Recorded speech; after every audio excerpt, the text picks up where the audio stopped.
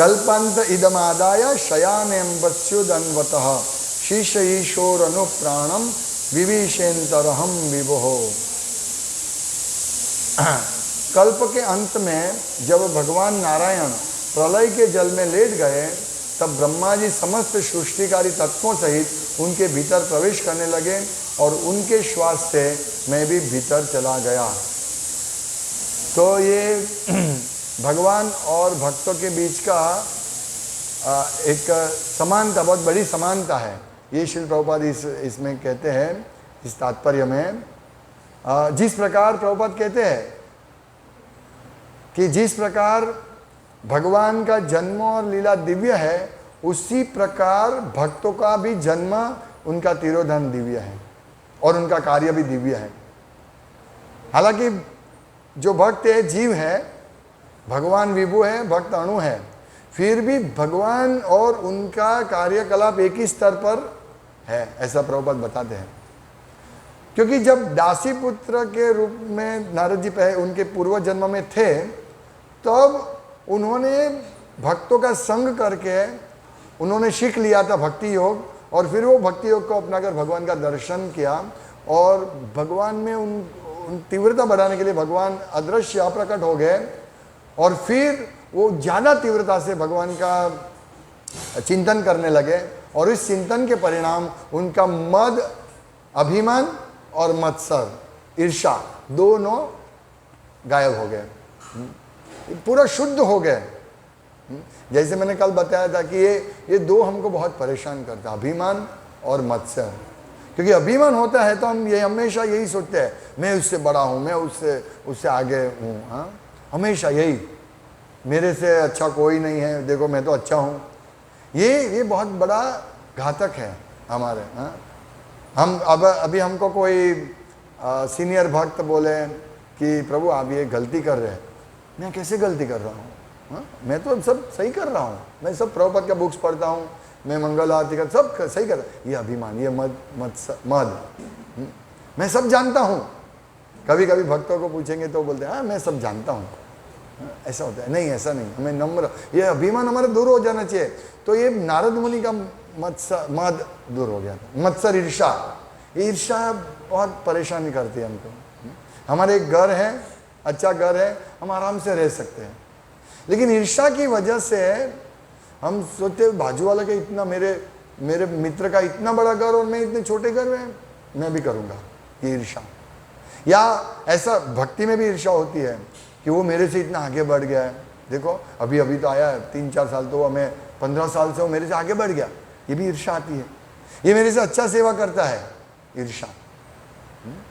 हालांकि अगर ईर्षा नहीं होगी और हम देखेंगे वो भक्त अभी आया है और देखो कितना पुण्यशाली भक्त है और उनके ऊपर भगवान की कितनी कृपा है कि वो जल्दी जल्दी आगे बढ़ रहा है और मैं वही का वही रहा हूँ। ये है मत्सर रहिता, विमत्सरा। हमें ये लेवल पर आना है। किसी की सेवा देखकर हम बोले ओ ये कितना अच्छा सेवा करता है, चलो मैं भी इसकी तरह सेवा करने का प्रयास करूं।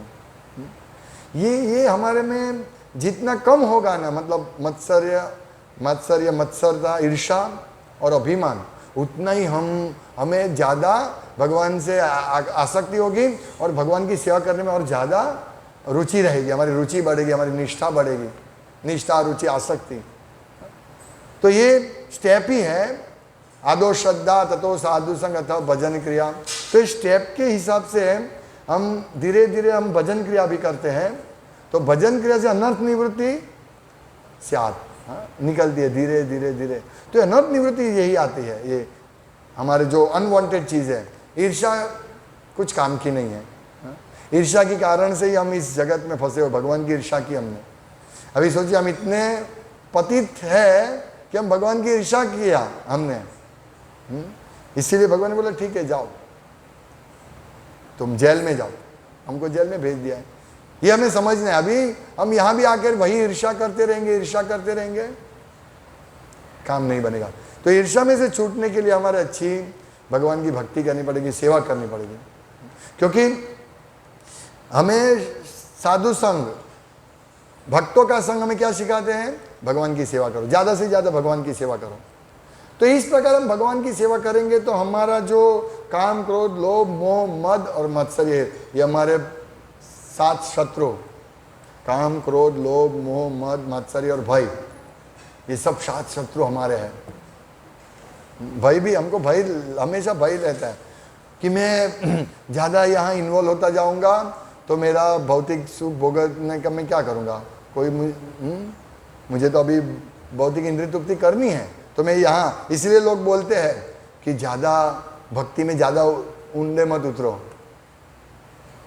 वास्तव में जितना हम भक्ति में प्रगति करेंगे उतना हमारा दिव्य आनंद बढ़ता रहेगा। और यहाँ हम देखते हैं कि नारद मुनि जब उन्होंने वो शरीर छोड़ दिया तो तुरंत ही वो बिजली की तरह बिजली गिरी, उनका मृत्यु हुआ और फिर तुरंत ही प्रकाश, यानी उन्होंने तुरंत ही दिव्य आध्यात्मिक शरीर प्राप्त कर लिया और ये भौतिक शरीर को त्याग दिया। और फिर वो दिव्य आध्यात्मिक शरीर में और कुछ कार्य नहीं है, कुछ कार्य नहीं, ओनली भगवान की सेवा। अभी हम लोग एक कार्य कर रहे हैं, कोई भी कार्य, हमारा जो भी जॉब है उसमें कार्य कर रहे हैं, तो हम वो कार्य करेंगे, फिर कुछ दूसरे टाइप का कार्य होगा तो हम बोलेंगे नहीं ये मुझे आता नहीं है। इसी प्रकार हमारी आध्यात्मिक इंद्रियों से हम सिर्फ कृष्ण की ही सेवा करेंगे, हम इंद्रिय तृप्ति का सोचेंगे नहीं, क्योंकि मन शुद्ध हो गया है। मेन थिंकिंग, फीलिंग, विलिंग, सोचना, अनुभव करना और इच्छा करना, ये मन का कार्य है। अभी मन ही शुद्ध हो गया तो वो एक ही चीज सोचेगा, कृष्ण सेवा, एक ही अनुभूति करेगा कृष्ण सेवा, और एक ही इच्छा करेगा कृष्ण सेवा। और भी उनकी सेवा, उनकी जरूरत ही कितनी है। हमारी वास्तव में देखा जाए तो हमारी जरूरत क्या है? कपड़ा पहनना, प्रसाद लेना, और सोना, घर, रोटी, कपड़ा, मकान, यही हमारी आवश्यकता है।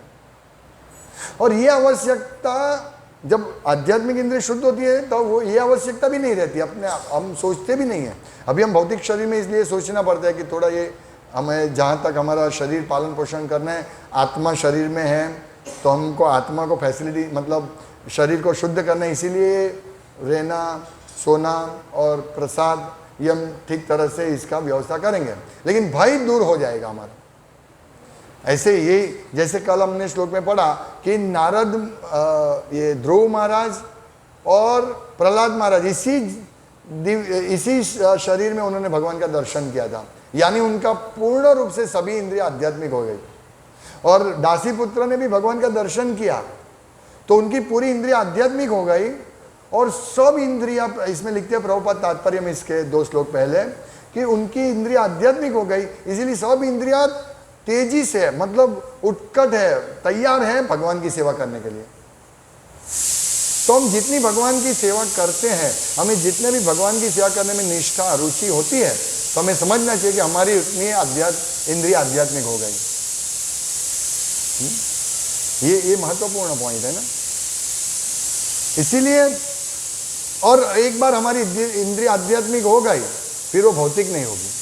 समझो हमारे 100% में से 50% आध्यात्मिक हो गई तो हमें 50% भगवान की सेवा करने में रुचि रहेगी हमारी। फिर धीरे धीरे धीरे बढ़ेगी बढ़ेगी बढ़ेगी, इतनी बढ़ेगी फिर हम भौतिक कार्य के लिए पीछे, इंद्रिय तृप्ति के लिए दौड़ेंगे नहीं। हमें थोड़ा सा रहने का जगह मिल गया, बहुत है, हमारे पास बहुत पैसा आया है।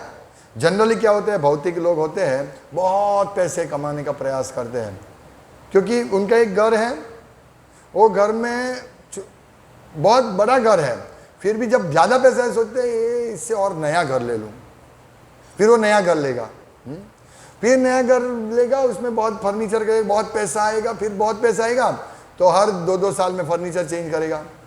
तो वो क्या करते हैं, पूरा उनका 100% उनकी इंद्रिय तृप्ति में ही उनकी इंद्रिय लगी हुई है। जब भक्त होता है, भक्त के पास पैसा आता है, वो सोचते हैं मेरा घर ठीक है, अब ये ज़्यादा पैसा है क्या करेंगे, ठीक है 50% भगवान की सेवा में डाल दो, क्योंकि हम ज़्यादा अगर इसको करेंगे तो हम उसमें भौतिक इंद्रिय तृप्ति में घुसते जाएंगे। लेकिन हम हमारा पैसा 50% भगवान, भक्त यही सोचता है 50% भगवान में, तो उसकी इंद्रिय धीरे धीरे शुद्ध हो जाती है। फिर उसको धन के प्रति आसक्ति नहीं रहती है, शुद्धिकरण होता है, धन का शुद्ध होता है। तो हमें यही धन शुद्ध करके हम हमारी चेतना को, क्योंकि अगर हमारे पास ज़्यादा पैसा होगा ना तो हम ज़्यादा इंद्रिय तृप्ति में लगाएंगे। उससे अच्छा है कि वो भगवान की सेवा में लगे, क्योंकि अल्टीमेटली तो हमको मर जाना है। वो धन किसके काम आएगा? हमारे काम तो नहीं आएगा। इसीलिए हम लोगों को ये बहुत ध्यान से सोचना है। तो इसका परिणाम हम देखते हैं नारद मुनि का कैसा है। तुरंत ही उनको दिव्य शरीर मिला और दिव्य शरीर में वो कीर्तन करते रहे, कीर्तन पूरे विश्व में परिभ्रमण करते हुए, कल लिखा था ना, इस तरह वो पूरे विश्व में परिभ्रमण करने लगे और पूरा भगवान का महिमा का प्रचार करने लगे। लेकिन जब कल्प खत्म हुआ, मतलब ब्रह्मा जी का दिन पूरा हो गया, ब्रह्मा जी की रात्रि शुरू, तब प्रलय होता है। और उस प्रलय में इसमें लिखा है कि सब ब्रह्मा जी के सहित सब नारायण के शरीर में चले जाते हैं। तो एक प्रश्न हो सकता है कि इसमें लिखा है कि कल्प के अंत में जब भगवान नारायण प्रलय के जल में लेट गए, तब ब्रह्मा जी समस्त सृष्टिकारी तत्वों सहित उनके भीतर प्रवेश करने लगे और उनके श्वास से मैं भी भीतर चला गया। तो अब नारद मुनि भी ब्रह्मा जी के भीतर चले गए, तो वो भगवत धाम क्यों नहीं गए? एक प्रश्न हो सकता है ना, क्योंकि वो उनको तो दिव्य शरीर मिल गया था, भगवत धाम क्यों नहीं गए? बहुत सुंदर इसका उत्तर इसमें बताते हैं प्रभुपाद कि जिस प्रकार भगवत गीता में भगवान कहते हैं जन्म कर्म चमे दिव्यम, मेरा जन्म और मेरी लीला दिव्य, एवं यो वेत्ति तत्व, तो जो तत्व रूप से जानता है, त्यक्त्वादि हम पुनर्जन्म नहीं थी, उनको दूसरा जन्म नहीं होता है। उसी प्रकार प्रभुपाद लिखते हैं कि भगवान के भक्तों को वह जन्म और तिरोधान ये दोनों दिव्य है। हमें ऐसा नहीं समझना चाहिए कि नारद मुनि भी कर्म के इसमें फंस गए, कर्म की वजह से वो भी महाविष्णु के शरीर में चले गए। नहीं, ये भगवान की लीला में सहयोग करने के लिए जो भगवान की योजना होती है। भक्तों का मृत्यु नहीं होता है, जो हमने कल देखा, भक्तों का एक रूम से दूसरे रूम में चले जाते हैं। तो ये जो हमें महत्वपूर्ण चीज है। और प्रभुपाद क्या लिखते हैं कि नारद ब्रह्मा के रूप में जिस प्रकार विख्यात है, उसी प्रकार मतलब विख्यात है किस प्रकार, जिस प्रकार भगवान कृष्ण किससे विख्यात है? देवकी पुत्र के रूप में। देखिए हाँ, क्या कंपैरिजन कर रहे प्रभुपाद, यानी भक्त का लेवल भगवान के समान हो गया। और भक्त भगवान के समान है, लेकिन भक्त कभी भी ये नहीं सोचता कि मैं भगवान हूं, मैं भगवान से महान हूं, कभी नहीं सोचते। वो उनका थिंकिंग होता ही नहीं, वो हमेशा यही सोचते हैं, कृष्ण के बारे में सोचते हैं। और उससे गाढ़ प्रेम है को, जैसे यशोदा मैया कभी नहीं सोचते हैं कि मैं कृष्ण से महान हूं, उनको मालूम ही नहीं कृष्ण कितने महान है, क्योंकि वो इतने प्रेम में है भगवान के साथ। तो ये हमें समझना चाहिए कि भगवान और भगवान के भक्त एक ही विधि से प्रकट होते हैं। जैसे प्रभुपाद, श्रील प्रभुपाद का जन्म हुआ तो हमें ये नहीं समझना चाहिए कोई माता के गर्भ से मतलब बहुत पीड़ा प्राप्त करके प्रकट हुए, नहीं। सेम आपने श्रील प्रभुपाद और नारद मुनि में कोई अंतर नहीं है, नारद मुनि और भगवान में कोई अंतर नहीं है। इसी प्रकार प्रभुपाद और भगवान में कोई अंतर नहीं है। क्यों? दोनों का मिशन एक ही है, दोनों का मिशन एक ही है, बद्ध जीवों को भगवत धाम पहुंचाने का। भगवान भी यही मिशन लेके आते हैं और उनको हेल्प करने के लिए नारद और प्रहलाद जैसे भी यही मिशन लेके आते हैं, इसीलिए वो अभिन्न है। लेकिन कभी भी नारद और प्रहलाद प्रहलाद, नारद, ये सब महान महान महान भक्त प्रभुपाद ये कभी भी नहीं सोचते अभी मैं भगवान के समान हो गया। उनके पास भगवान जितना पावर होता है, भगवान की कृपा से भगवान का सब पावर उनके भक्तों के पास होता है। और कभी कभी ऐसा लगता है कि भक्तों का पावर भगवान से भी बढ़ गया। यही है भगवान की मधुरता कि भगवान अपने भक्तों को ज़्यादा पावर दे देते कभी, जिससे कुछ भी कार्य कर सकते हैं। जैसे चैतन्य महाप्रभु ने भारत में पूरा प्रचार किया, भक्त बनाए, लेकिन प्रभुपाद ने पूरे विश्व में भक्त बनाए। कैसा लगता है कि प्रभुपाद चैतन्य महाप्रभु से बढ़ गए, लेकिन प्रभुपाद हमेशा हाथ जोड़ के बोलते हैं मैं तो मेरे गुरु का दास हूं, मैं तो कृष्ण का दास हूं। चैतन्य महाप्रभु की कृपा से चैतन्य महाप्रभु का मिशन पूर्ण करने के लिए कृष्ण शक्ति बिना नहीं तार प्रवर्तन, ये प्रभुपाद कहते हैं। ये कृष्ण की शक्ति की वजह से, मेरे गुरु के आदेश की वजह से मैं पूरे विश्व में प्रचार कर सका। कभी भी भक्त ऐसे, नारद मुनि कभी भी ऐसा नहीं बोलेंगे देखो मैंने कितने लोगों का उद्धार किया है। प्रभुपाद ने कभी ऐसा नहीं बोला। हाँ? एक बार प्रभुपाद को पूछा कि आप कृष्ण के भक्त हैं, कृष्ण के दास हैं? प्रभुपाद ने बोला यस। फिर प्रभु ने बोला नहीं, थोड़ी बात सोच के बोला नहीं, मैं कृष्ण के दास का 100 टाइम दास हूं। ये है, इसीलिए वो भगवान के लेवल पे रहते हैं। भगवान जितने नम्र है उतने ही भक्त नम्र हैं। वो कभी भी भगवान को, मायावादी लोगों को थोड़ा सा नाम लेते हैं, थोड़ा सा ये जादू आ गया तो सोचते हैं भगवान निराकार है, मैं भगवान बन जाऊंगा। दंड ग्रहण मात्रे ना नरो नारायण भवेत, दंड लेने से वो बोलते हम नारायण हो गए। आरुह्य कृष्ण परम पदम तथा पतंती अधो अनादृत युष्मदंग्रयः। ये लोग ऐसा सोचते हैं कि मैं अभी जब वो सब वेद पढ़ते हैं, ये सब पढ़ते हैं, विशेष करके शारीरक भाष्य शंकराचार्य का वेदांत सूत्र पे ऊपर भाष्य है, शारीरक भाष्य, उसमें वो पढ़ते हैं तो वो ऐसा सोचते हैं कि भगवान निराकार हैं और भगवान यहाँ आ जाते हैं, इस भौतिक जगत में आते हैं। वो भूल जाते हैं हम सब जीव हैं, हम भी भगवान हैं, हम भूल गए हैं कि हम भगवान थे। और जब हम ये सब पढ़ के हमको याद आएगा कि हम भगवान हैं, तब हम मुक्त हो जाएंगे। इसीलिए वो लोग प्रणाम करते हैं, मायावादी सन्यासी एक दूसरे को तो नारायण को प्रणाम करते हैं, ऐसे वो नारायण समझते हैं। लेकिन चैतन्य महाप्रभु इसको विरोध बहुत प्रचार, उसका उन सबको बहुत इसके विरोध प्रचार किया चैतन्य महाप्रभु ने। प्रभुपाद ने भी यही किया। चैतन्य महाप्रभु मायावादी भाष्य सुनीले आई सर्वनाश, क्योंकि वो भगवान की निंदा करते हैं, भगवान निराकार है, भगवान को हाथ नहीं है, पैर नहीं है। इसीलिए मायावादी का संग कभी नहीं करना चाहिए, उसके बहुत दूर रहना चाहिए।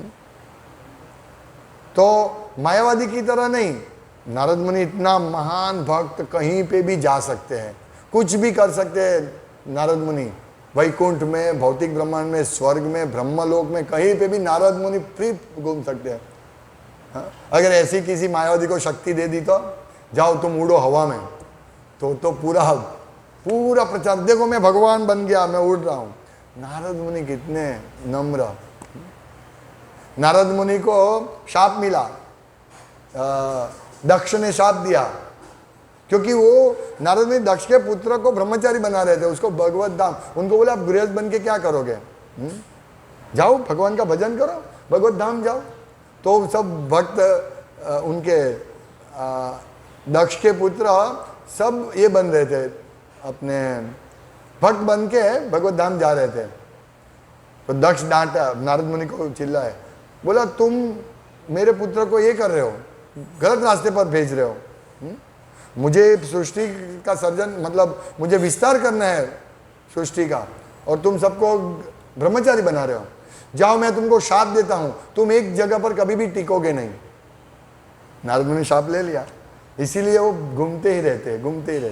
और प्रभुपाद ने भी बोला कि मुझे भी मेरे शिष्य के जो भक्त है उनके माँ बाप शाप देते हैं, उनकी वजह से मैं भी कोई जगह 2 दिन से ज़्यादा नहीं रहता हूँ, घूमते रहते हैं।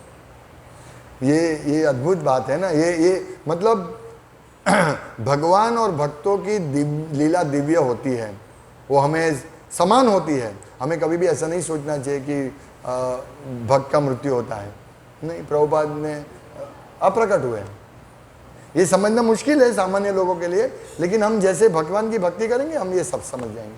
हरे कृष्णा। श्रीमद् भागवतम की जय, श्रील प्रभुपाद की जय। गो प्रेमानंदे। हरि हरि बोल।